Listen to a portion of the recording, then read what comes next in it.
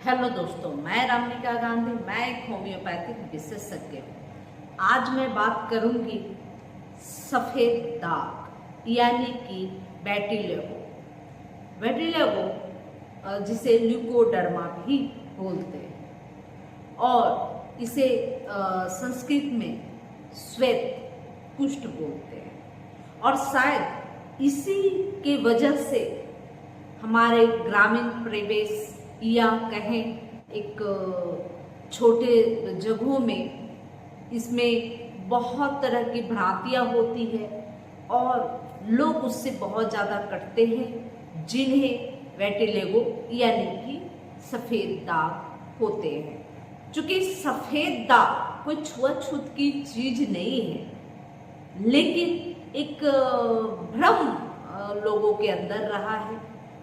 और खैर अभी वर्तमान समय में तो बहुत लोग जागरूक हो गए हैं, अब बहुत ज़्यादा परहेज नहीं करते, ऐसे लोगों से बचने की कोशिश अब उतनी नहीं करते जितनी पहले के समय में हुआ करता था। लेकिन फिर भी अभी भी बहुत ज़्यादा अभी भी लोग ऐसे लोगों से थोड़ा सा हटके रहना पसंद करते हैं। एक मेंटलिटी हो गई है कि शायद ये समस्या मुझे भी हो जाए, लेकिन ऐसी कुछ भी बात नहीं होती। बिल्कुल यह छुआछूत से नहीं फैलती और इसमें ऐसे कुष्ठ प्रकृति की कुछ भी होती नहीं है। बस ये संस्कृत में इसे श्वेत कुष्ठ के नाम से जाना जाता है, जिसे हम लोग वेटिलिगो या ल्यूकोडर्मा बोलते हैं। अब बता दें कि जब चेहरे में हो जाए या शरीर के किसी पार्ट में हो जाए तो जहाँ दिखाई देता है, लोगों का नज़र जाता है, तो जो व्यक्ति जो मरीज होता है उसको बहुत बुरा लगता है। इस समस्या को लेकर वो अपने आप में असंतुष्ट और तृप्त महसूस करता है और लोगों से नजरें चुराने लगता है। क्योंकि यह जो बीमारी है, यह मेलानोसाइट जो के द्वारा मेलानाइन नहीं बनने की वजह से यह बीमारी होती है। अब जो कलर है वो वहाँ से गायब होने लगता है, क्योंकि स्किन जो है मेलानाइन नहीं बनाती। इसके वजह से दिक्कत आती है और जो फेस है वह, या फेस कहें या शरीर के किसी भी पार्ट में, उंगलियों में, हाथों में, पैरों में, पीठ में, पेट में, कहीं भी यह वाइट स्पॉट देखे जाते हैं। और बहुत भ्रांतियां हैं इसके प्रति, इसके ट्रीटमेंट के भी प्रति। क्योंकि बहुत सारे लोग बोलते हैं यह बिल्कुल नहीं ठीक होता, बहुत सारे लोग एलोपैथिक होम्योपैथिक करा के थक चुके होते हैं, बहुत सारे लोग बोलते हैं कि बिल्कुल ठीक हो जाता है। तो इन भ्रांतियों के बीच में मैं एक बात बोलने जा रही हूँ कि अगर आपके स्किन का कलर वाइट स्पॉट में तब्दील हुआ है और आपके 25% एरिया से ज़्यादा अगर है, तो यह संभवतः ठीक होने का संभावना नहीं होता।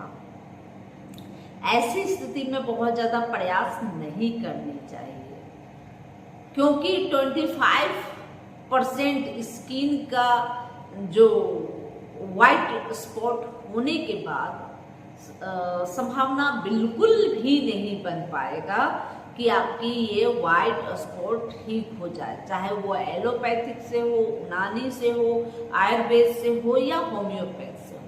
किसी भी कंडीशन में ये वाइट स्पॉट 25% से ज़्यादा एवं स्किन अगर डैमेज हुआ है वाइट स्पॉट से, तो यह संभवतः ठीक नहीं हो सकता है फिलहाल।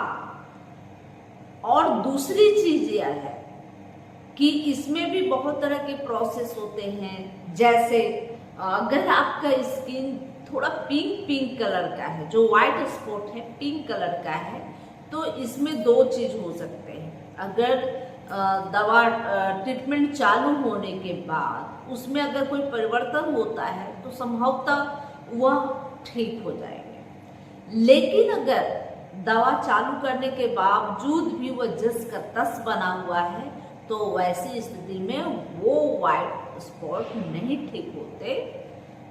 अगर यह ट्रीटमेंट 3 महीने 4 महीने से भी ज़्यादा चल गया है और उसमें कोई भी फर्क नहीं आया तो संभवतः यह ठीक नहीं हो सकता।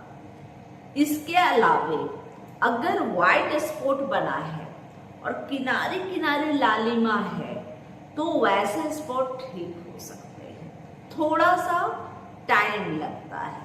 इस तरह के स्पॉट में थोड़ा पेशेंस रखना होता है। इसके बाद चौथी प्रकृति का होता है कि वाइट स्पॉट बन गया और हल्का हल्का किनारे किनारे से ब्राउन स्पॉट रहा, मतलब थोड़ा सा ब्राउनिश थोड़ा डार्क रहा और बीच में भी ब्राउन स्पॉट है, वाइट स्पॉट के बीच में हल्का हल्का ब्राउन स्पॉट है, तो ऐसी कंडीशन में 100% ठीक होने की संभावना रहती है और ऐसे केस को ठीक किया जा सकता है और ये बहुत जल्दी ठीक भी होती है। अब बात कर लेते हैं कि यह समस्या ठीक तो हो जाएगी, इस कंडीशन में ठीक तो हो जाएगी, लेकिन ठीक होने के लिए इसमें बहुत ज्यादा परहेज करनी होती है। आप वाइट चीजों जो भोजन में खाद्य पदार्थ होते हैं उसके जो वाइट चीजें होते हैं उसको हमेशा नजरअंदाज करनी चाहिए।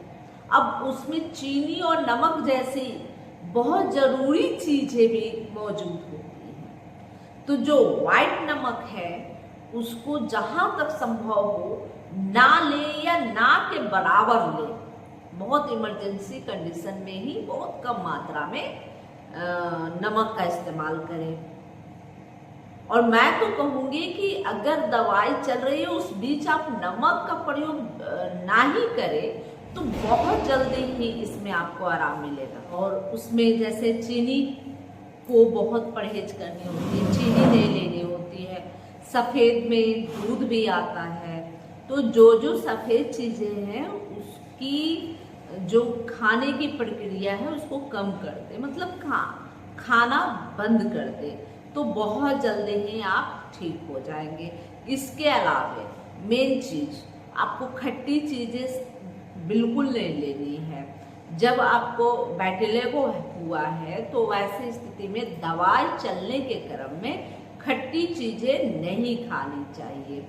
और जहाँ तक मैं देखी हूँ कि जब जिन महिलाओं को बैटिलेगो होता है उनको और भी ज़्यादा खट्टी चीज़ें खाने के लिए मन करने लगता है। तो जब ऐसी स्थिति हुई हो तो आप खट्टी चीज़ें बिल्कुल अवॉइड करें, बिल्कुल नहीं खाएं। और अगर खट्टी चीज़ें बिल्कुल नहीं खाएंगे तो संभवतः आपको ठीक होने की जो उम्मीदें हैं वो जरूर बढ़ेगी और ठीक भी होंगे।